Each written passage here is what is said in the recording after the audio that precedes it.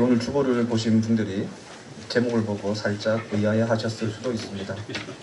자, 이렇게 특정한 세대나 어떤 제목을 하지는 않는데 보통 한 3주 정도 히브리서가 증거하고 있는 노아나 아브람, 사라 이런 믿음의 사람들의 삶을 통해서 그들을 믿음으로 지켜주었던 한 소절의 말씀이 무엇인가를 나누었다면, 그리고 그렇게 나누어가고 있다면, 원래 지금 이삭의 순서인데 이런 말씀, 이삭에 대한 말씀을 나누기에 앞서서 어떤 인물들이 주는 메시지도 있지만 동시에 특정한 세대가 주는 메시지도 있다고 생각되어져서 그리고 특별히 우리 교회 50대 분들이 많기 때문에 성경이 말하고 있는 50대의 삶과 은혜를 한번 나누어 보고 싶었습니다. 과거에는 한 세대를 30년으로 나누었습니다. 그래서 세대라는 단어가 한 사람이 태어나서 자식을 잉태하기까지 걸리는 주기인 30년을 가리키는 세상 셋째와 다음에 태어난 사람이 교대한다는 의미의 이을 대자를 합쳐서 세대라고 합니다. 그렇다면 여러분, 세대란 한 사람이 태어나 성장하여 자신이 또 아이를 낳고 그리고 그때까지 걸리는 평균 시간을 의미한다고 할 수 있습니다. 이렇게 한 세대를 구분하는 것이 중요한 것은요, 동일한 세대는 비슷한 사건과 역사를 경험하기 때문입니다. 예를 든다면 70세 이상의 세대들은 유교라는 공통되어진 경험들을 가지고 있습니다. 그리고 이러한 경험들은 공통의 사고와 삶의 방법들을 형성하기도 합니다. 이처럼 과거에는요, 한 세대를 기준으로 해서 어떤 사회를 이해하기도 했습니다. 그런데 최근에는 사회를 이해하는 기준이요, 한 세대였던 30년에서 10년 단위로 매우 짧아지고 있습니다. 이것은 아마도 사회가 급변하고 또 세대를 이해하는 그러한 세대별의 특징이 보다 더 세분화되어지기 때문이라고 할 수 있을 것입니다. 한국 사회에서 가장 독특한 상황을 살아가는 세대는 아마도 50대일 것입니다. 오늘 말씀을 통해서 50대의 상황 그리고 은혜를 잠깐 나누어 보려고 합니다. 이 50대의 삶을 다루어 보는 것이 의미가 있는 것은요, 우리의 삶을 스스로 돌아볼 수 있기도 하고, 또 저도 이제 그 50이라는 숫자를 앞에 두니까요, 몇 가지의 독특한 변화들이 일어나요. 한 사람이 그렇게 말하더라고요. 50이 되니까 죽을 만큼 아프진 않은데 되게 기분 나쁠 만큼 몸이 아파지더래요. 일단 20대들은 참 공감을 못하는데 좀 그런 걸 느끼지 않으십니까? 이렇게 아파 죽진 않겠다라는 마음은 드는데 되게 기분이 묘하게 아프지 않습니까? 찝찝하게, 묵직하게, 그런 것들이 있다 그러더라고요. 해서 오늘 말씀을 통해서 이런 50대들의 특징과 삶 그리고 은혜를 한번 나누어 보고자 합니다. 그리고 이렇게 나누는 것이 스스로를 이해할 수 있고 동시에 자식 세대들에게는 부모를 이해할 수 있는 그러한 계기가 되어지지 않을까라고 생각되어집니다. 세상에서 흔히 말하기를요, 10대에는 꿈을 꾸고 20대에는 꿈을 투자하고 또 30대와 40대에는 그 꿈을 이루기 위해서 수고하고 노력하고 50대 이후에는 그 꿈의 열매를 누리고 먹으라고 합니다. 성경에 나오는 2000여 명의 인물 중에 임신에서 출산, 성장, 죽음의 과정에 이르기까지를 가장 자세하게 기록하고 있는 인물은요, 야곱입니다. 야곱은 인간의 성장 발달 단계에 대해서 비교적 소상하게 보여줍니다. 야곱은 우리가 알고 있는 것처럼 이삭과 리브가의 쌍둥이 아들 가운데 둘째로 태어났습니다. 그의 형은 에서입니다. 야곱의 어린 시절은요, 부모님의 사랑을 받기 위해서 형과 갈등하고 투쟁했던 시기라고 할 수 있습니다. 결국 야곱은 형 에서와 아버지를 속이고 첫째 아들이 마땅히 받아야 하는 축복의 기도를 받음으로 에서와 갈등을 겪게 되어지고 그 갈등이 커져서 결국에는 집을 떠나게 되어집니다.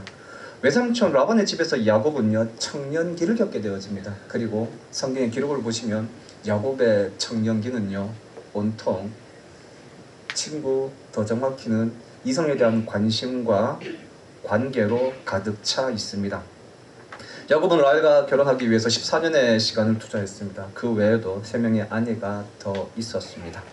야곱의 중년기는요, 재산을 모으기 위해서 몰두했던 시기였습니다. 그는 장인의 양을 치는 와중에도 자신의 몫을 철저하게 챙겨서 마침내 거부가 되었던 인물입니다. 야곱의 노년은요, 신앙으로 그의 인생을 마무리하던 시기라고 할 수 있습니다.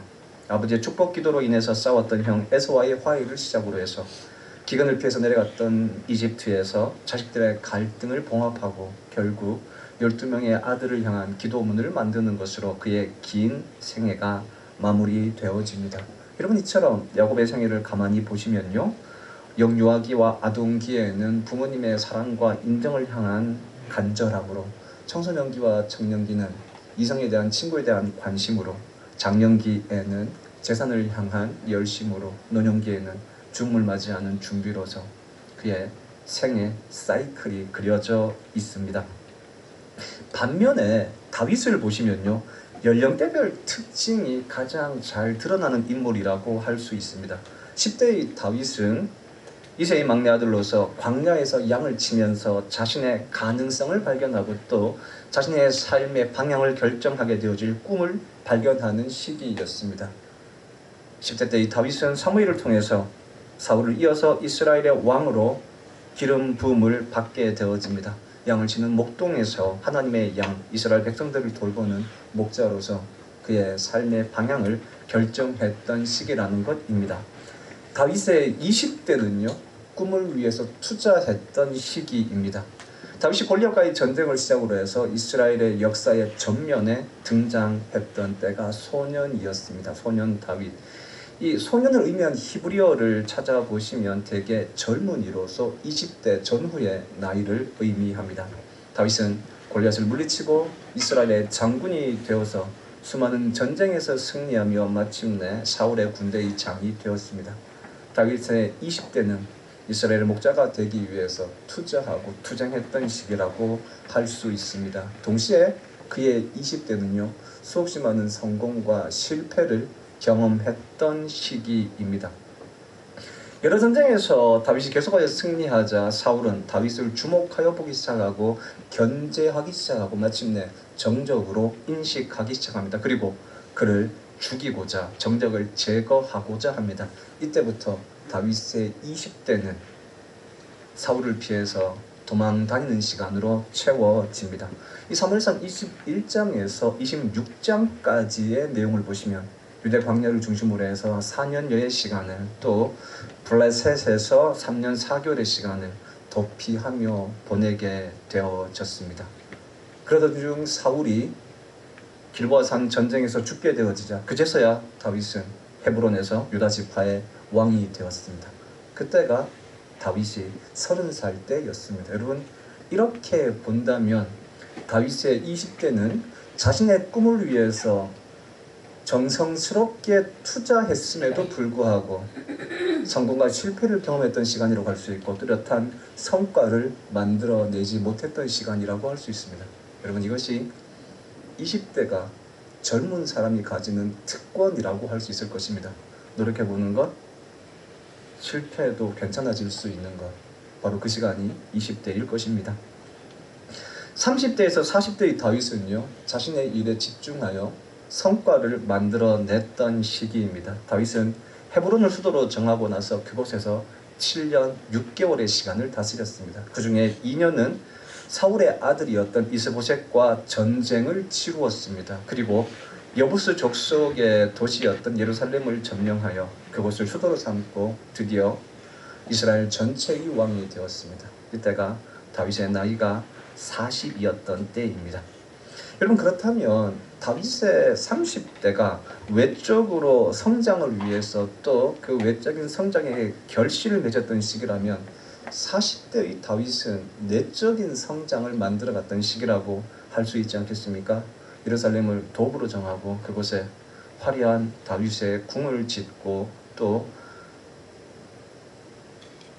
기럇 여아림에 있던 법궤를 다윗궁으로 모셔와서 이스라엘 백성들의 마음을 한 곳으로 모으게 되어지기 때문입니다. 또 하나님께서는 다윗에게 은혜를 베풀어 주셔서 가는 모든 곳에서 이기게 하셨습니다. 그래서 서쪽으로는 블레셋을, 동쪽으로는 모압과 에돔을, 북쪽으로는 다메섹과 아람까지 정복하여서 조공을 받게 되어졌습니다.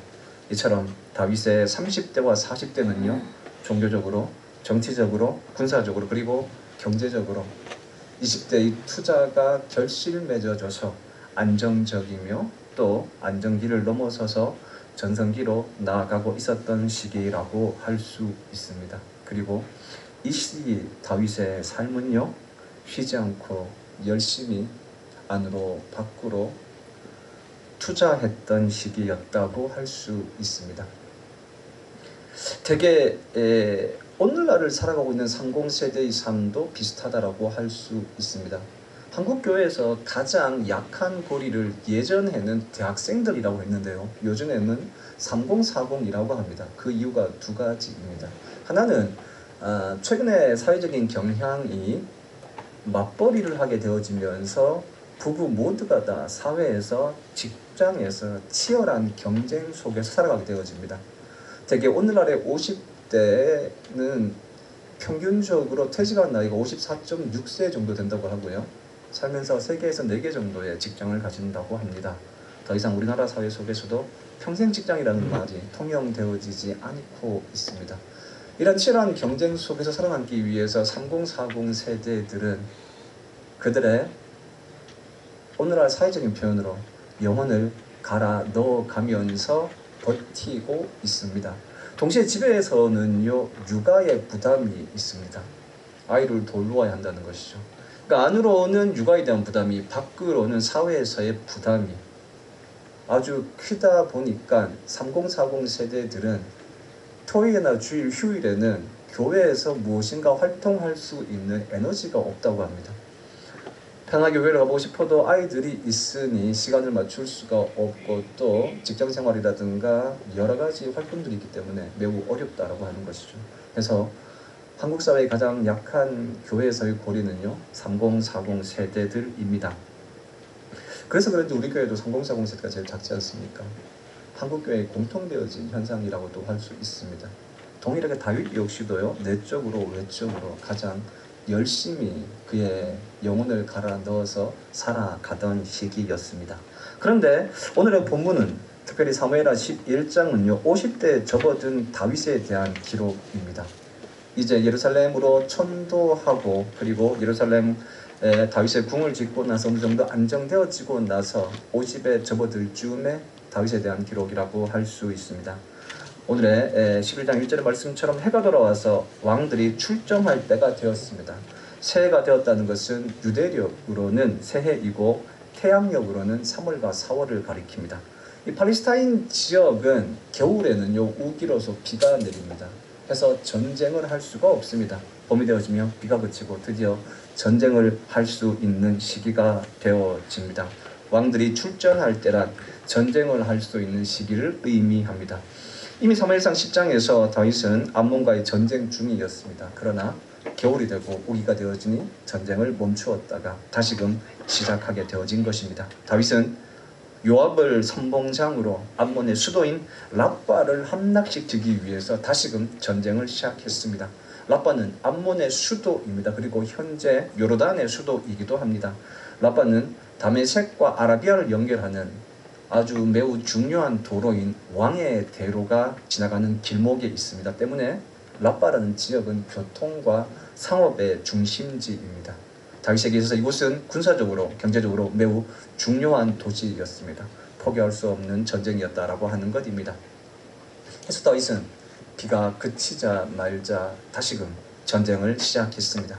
그런데 어찌되어진 일인지 다윗은 예루살렘에 그대로 남아 있었습니다. 그리고 우리가 알고 있는 것처럼 밧세바를 취하고 우리아를 죽이고, 이어서 다윗의 인생이 성경에 기록되기 힘들 만큼 어려운 시간들로 걷게 되어집니다. 특히 우리는 다윗이 전쟁에 나가지 않았기 때문에, 다시 말해서 왕으로서 있어야 할 곳에 있지 않았기 때문에 밧세바와 스캔들을 만들었을 것이다 라고 여깁니다. 그렇게 생각할 수도 있습니다. 물론 다윗이 전쟁에 나갔다면 이러한 일들은 일어나지 않았을 수도 있습니다. 여러분, 그러나 왕이라고 해서 모든 전쟁에 다 나가는 것은 아닙니다. 왕으로서 중요한 것은 전쟁에 승리하는 것이 아니라 나라를 안정적으로 통치하는 것입니다. 더군다나 훌륭한 장군이 있다면 굳이 왕이 직접 전쟁에 나갈 필요는 없습니다. 요압은 충분히 훌륭한 장군이었습니다. 때문에 다윗은 요압에게 이 전쟁을 맡기고 궁궐에 남아 있었습니다. 동시에 또 하나 더 생각해 본다면 전쟁에 나가지 않는 모든 왕들이 자신의 장군의 아내를 취하거나 장군을 죽이진 않지 않습니까? 문제는 다윗이 전쟁을 나가지 않았다라고 하는 것이 아니라 다윗 자체에게 있었다라고 할 수 있을 것입니다. 조금 더 자세히 살펴본다면 다윗은 자신의 삶에 있어서 단 한 번도 이런 식으로 평안하고 순탄하게 쉬어본 시간이 없었다라고 하는 것입니다. 그의 10대는 어린 시절부터 유대 광야에서 양을 치는 삶을 살았습니다. 이미 말씀드렸듯 20대의 삶은 매우 고달팠습니다. 30대와 40대의 삶은요, 지나치게 열심히 살아왔습니다. 그리고 오늘 50대에 들어선 다윗이 처음으로 전쟁에 나가지 않고 예루살렘 궁에 머물러서 그동안에 가지지 못했던 한가하고 여유로운 시간을 가지게 되어집니다. 균형이 풀린 다윗은 공백의 시간을 어떻게 사용할 줄 몰랐습니다. 다윗은 그리고 그 시간에 일탈을 범하게 되어지는 것입니다. 바꿔 말하면 다윗에게 있어서 50세 이전에 누리지 못했던 삶이 다윗에게 있어서 그늘로 남아 있었고 그 그늘이 일탈의 가능성을 제공했다라고 하는 것이 훨씬 더 적절할 것입니다. 하나님께서 우리에게 주신 삶은요, 하나님이 우리에게 허락하신 모든 것들을 누리는 삶이라고 할 수 있습니다. 때문에 소유리 문답의 첫 번째의 문항이 사람의 제일 되는 목적이 무엇인가 이고 그 정답은 하나님을 즐거워하는 것. 바꾸어 말하면 하나님께서 우리에게 허락하신 모든 선한 것들을 누리며 살아가는 것이라고 할 수 있습니다. 누리지 못하는 삶은 그늘로 남게 되어집니다. 특별히 50대에는 더욱더 그러할 수 있습니다. 한국 사회에서 50대는 매우 독특한 위치에 있습니다. 한때 386 세대라고 해서 불과 한 20여 년 전에 60년대에 태어나서 80년대에 대학을 다녔던 30대의 사람들을 386 세대라고 불렀습니다. 그들은 80년대 대학을 다니면서 민주화와 산업화라는 두 가지의 훌륭한 길을 만들어내었습니다. 그리고 이후에 386들은요 486이 되어져서 사회의 발전을 일으키는 중추적인 역할을 했고 또 어느덧 586이 되어져서 여전히 한국 사회의 주류가 되어져 있습니다. 이 386 혹은 486, 586 세대들의 특징은 오늘 한국 사회의 토양을 만들었다라고 하는 것입니다. 이들은 사회적에 대한 뚜렷한 방향성을 가지고 있었고 또 자신들이 처했던 가난이나 어려움들을 극복하기 위해서 매우 성실하게 일했던 사람들입니다. 그럼에도 불구하고 이 오늘날의 50대들은요 한국 사회에서 매우 독특한 위치와 부담을 가지고 있습니다. 50대들의 상당수는 현재 20대의 자식들을 키우는 동시에 부모님을 부양해야 하는 의무를 가지고 있습니다. 사회학자들은요 이러한 부담을요 더블 케어라고 합니다. 그런데 단순히 더블 케어를 넘어서서 50대들은 유일하게 자신들의 노후까지도 책임져야 하는 세대들입니다. 저희 부모님들은요 노후 준비가 자식을 잘 키우는 것이었어요. 그렇지 않습니까? 특히 오늘 앉아 계신 50대들은 내 노후를 자식들에게 맡겨야 되겠다는 생각은 전혀 없습니다. 그렇지 않습니까? 그러니까 우리는 저는 안 들어간다네요. 40대라서 50대들은 한편으로는 부모님을 모셔야 되는 이러한 사회적인 의무와 부담감을 가지고 살아왔고 동시에 자식들을 공부시켜서 자신들보다 더 나은 삶을 살게 해야 된다라는 부담감으로 이뤄왔던 세대라는 겁니다. 이러한 이중의 부담과 함께 자신들의 삶을 자식들에게 의탁하지 않겠다라는 노년을 준비해야 되는 한국 사회 속에서 유일한 세대라고 할 수 있습니다. 그 어떤 세대도 이렇게 무거운 짐을 지면서 자신들의 삶을 살아오지 않았습니다. 6.25 이전 한국 사회의 평균 수명은 60세 정도 되어졌습니다. 때문에 동시에 또 그 시대의 사람들은 자식들을 보통 5에서 7을 낳았습니다. 그게 그렇다면 부모님을 모셔야 되는 기간이 10년 내외였지 않습니까? 동시에 이러한 기간을 자식들로 나누면 한 사람당 1년 아니면 2년이었어요. 되게 오늘날의 평균 수명을 80에서 90 이상으로 보지 않습니까? 그리고 자식들이 많아야 3명, 2명입니다. 그렇다면 부모님을 돌봐야 되는 경제적 부담의 기간은요, 대략 20년에서 30년이 되어집니다. 동시에 오늘날 자식들이 우리 때에는 19세, 20세, 21, 2세 군대를 다녀오면 경제적으로 독립하는 것이 통상적인 사회적인 방법이었습니다. 그러나 오늘날에는 30대가 지나도 경제적으로 독립하는 자식들을 보기가 어렵습니다. 바꿔 말하면 자식들을 돌봐야 되는 기간도 훨씬 더 길어졌다고 하는 것 아닙니까? 네.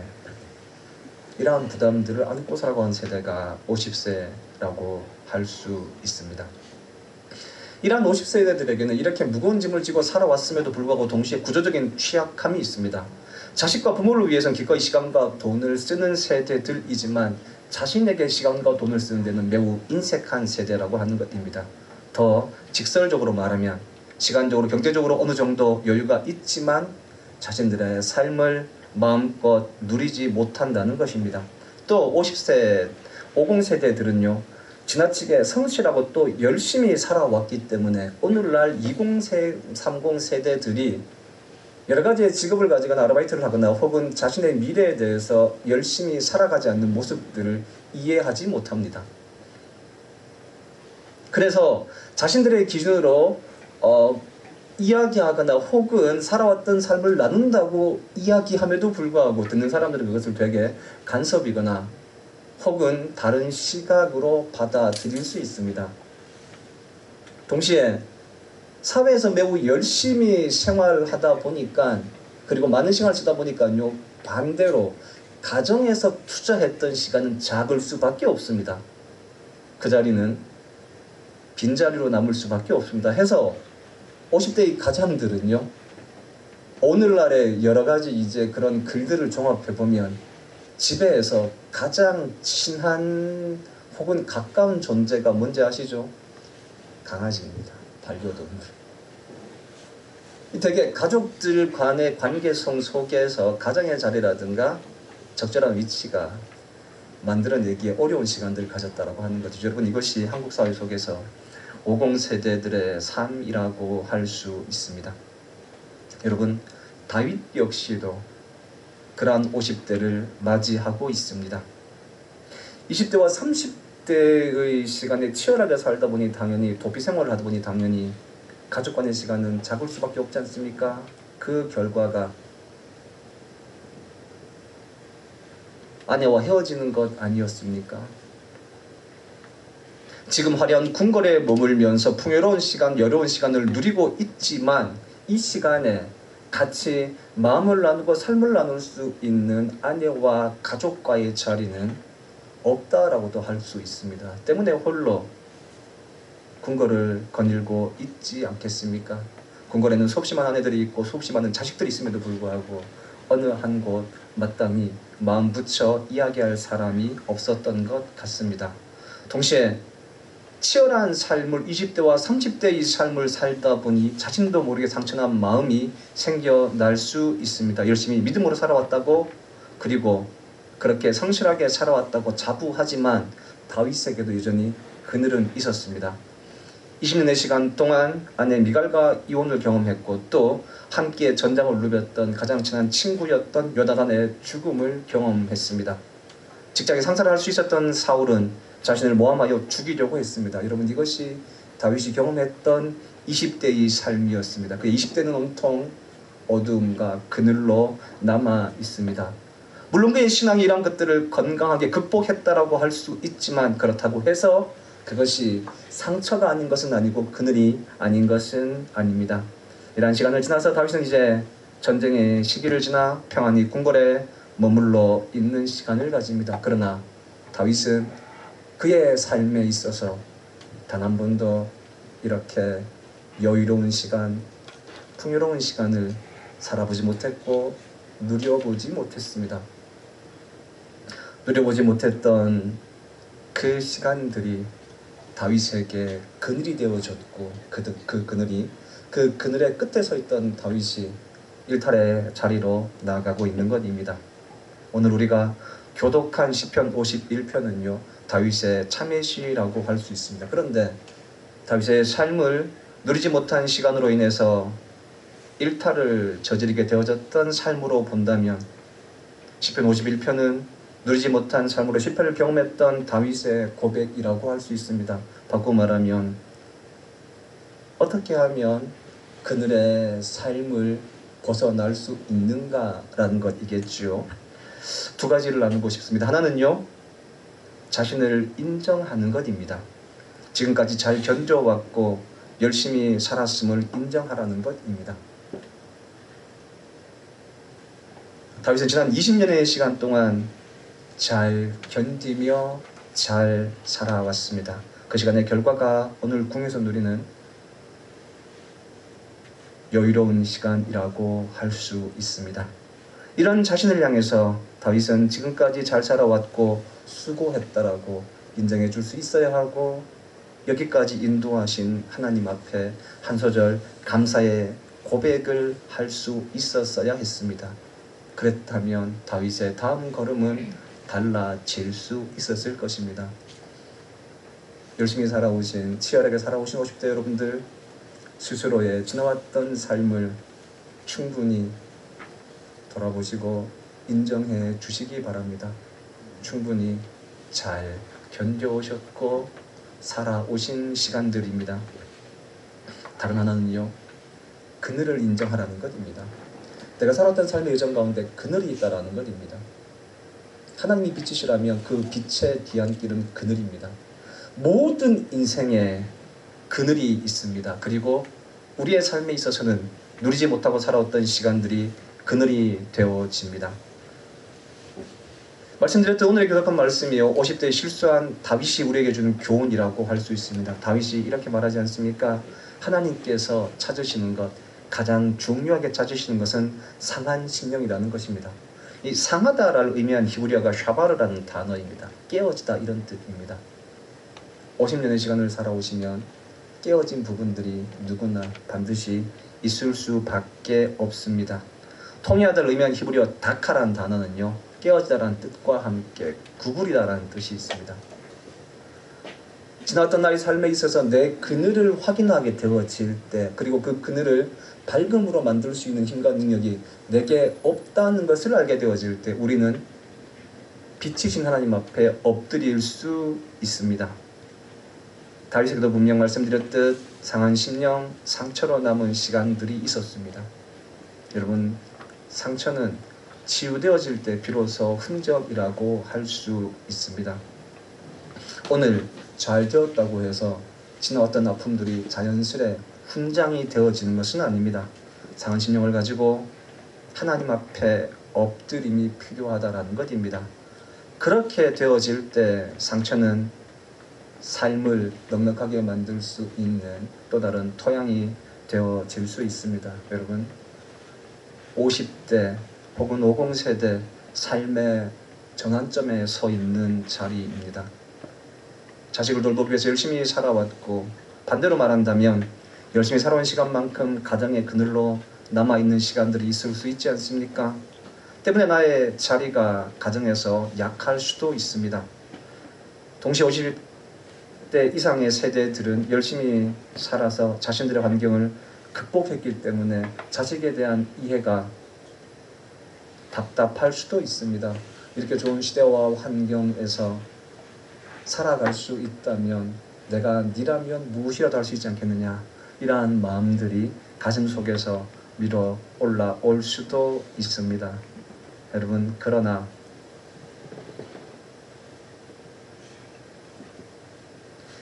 우리가 이렇게 50세대 이상의 세대들이 노력에 비해서 정당한 평가를 받지 못하는 자리에 서 있다 할지라도 오늘 다윗의 이 고백 앞에 지나갔던 우리의 삶을 인정하고 토닥여 줄 수 있고 우리의 그늘을 인정해 볼 수 있었으면 합니다. 그럴 때야 비로소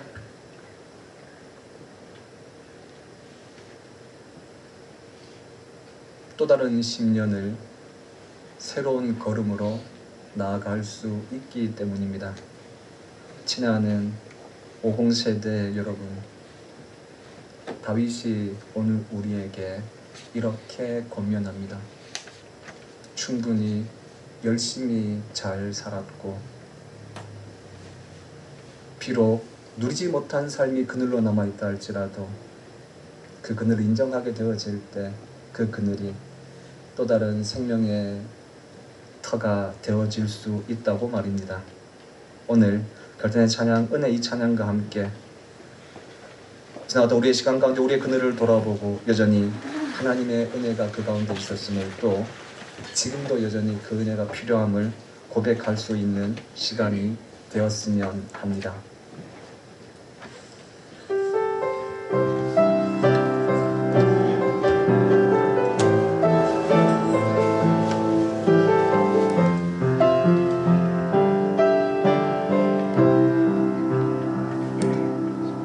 내가 누려왔던 모든 것들이, 내가 지나왔던 모든 시간이, 내가 걸어왔던 모든 순간이 당연한 것 아니라 은혜였소. 아침 해가 뜨고 저녁에 노을, 봄의 꽃향기와 가을의 열매, 변하는 계절의 모든 순간이 당연한 것 아니라 은혜였소. 모든 것이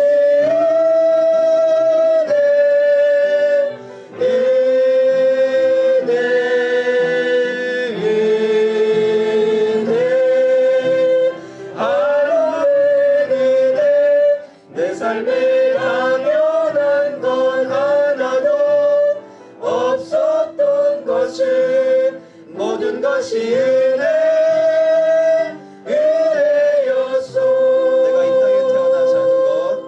내가 이 땅에 태어나 사는 것, 어린아이 시절과 지금까지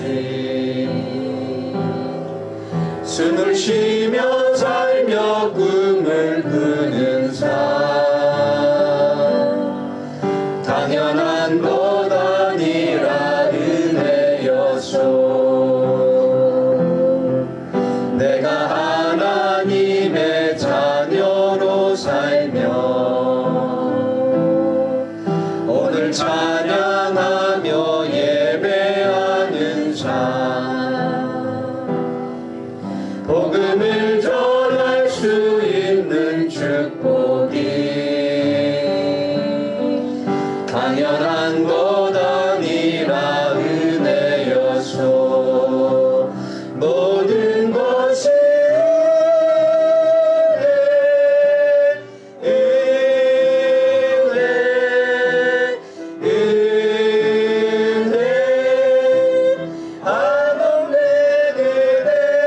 내 삶에 당연한 것 하나도 없었던 것이, 모든 것이 은혜였소. 우리 잠깐 결단의 기도를 드리도록 하겠습니다. 지나왔던 우리의 삶을 돌아보며 그 시간 가운데 함께 하셨던 하나님의 은혜를 고백하고, 또 우리의 그늘이 또 다른 하나님의 은혜를 맺을 수 있는 토양이 될 수 있도록 기도하도록 하겠습니다.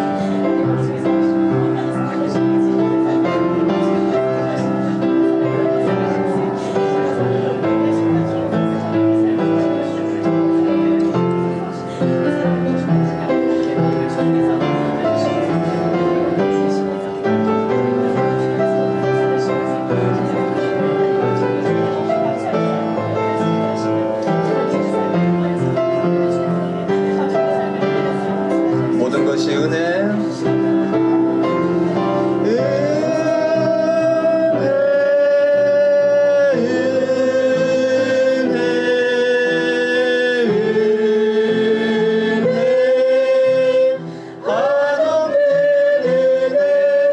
내 삶에 당연한 것 하나도 없었던 것을 모든 것이 은혜였소. 하나님께서 우리에게 주신 모든 것을 감사함으로 누리는 것이 우리의 삶이어야 함에도 불구하고 돌아보니 우리의 연약으로 인해서 그늘이 있음을 고백합니다. 우리의 그늘진 삶이 하나님께서 허락하신 모든 선한 것을 누리는 삶이 되게 하여 주시옵소서. 지금은 우리 주 예수 그리스도의 은혜와 하나님의 사랑과 성령님의 능력이 오늘 예배드린 우리의 모든 성도들 가운데 함께하여 주시기를 간절히 축원합니다. 아멘.